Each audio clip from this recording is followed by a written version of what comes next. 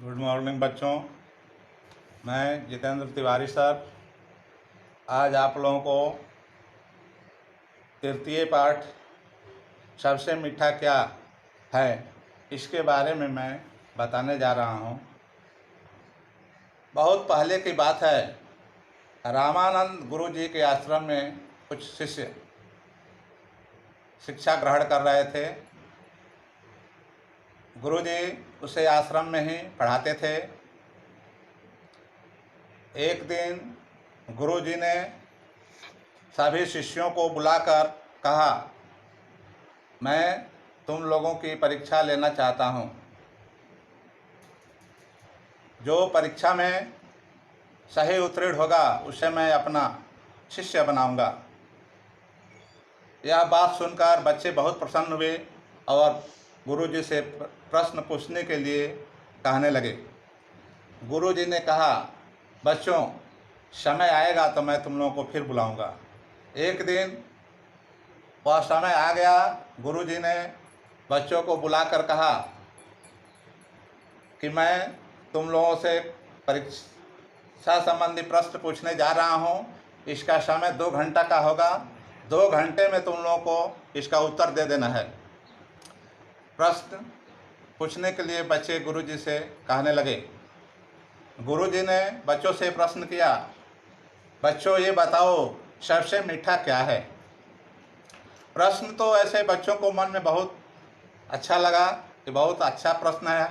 बच्चे इसके बारे में समझ भी गए।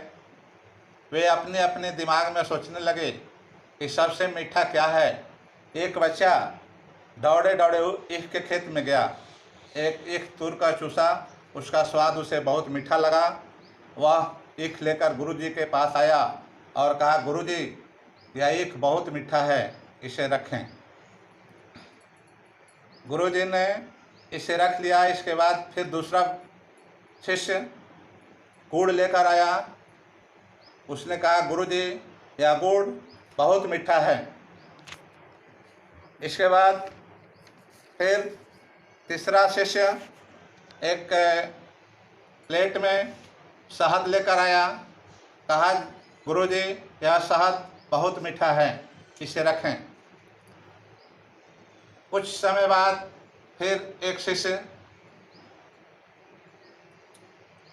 वह एक हलवाई की दुकान से रसगुल्ला लेकर आया और कहा, गुरु जी यह सर्वाधिक मिठास वाला मिठाई है, इसे रखें। गुरु जी ने सभी के दिए हुए सामान को अपने पास रखे और कहे, बच्चों इस मिठास से तो केवल मुंह की मिठास बढ़ती है, विवेक बुद्धि नहीं बढ़ता है। बच्चों इसके अलावा एक और मिठास है जो हमारी बाड़ी है। बाड़ी के द्वारा हम दूसरे को अपने वश में कर सकते हैं। यह नम्रता खोलती है, पराये व्यक्ति भी अपने हो जाते हैं।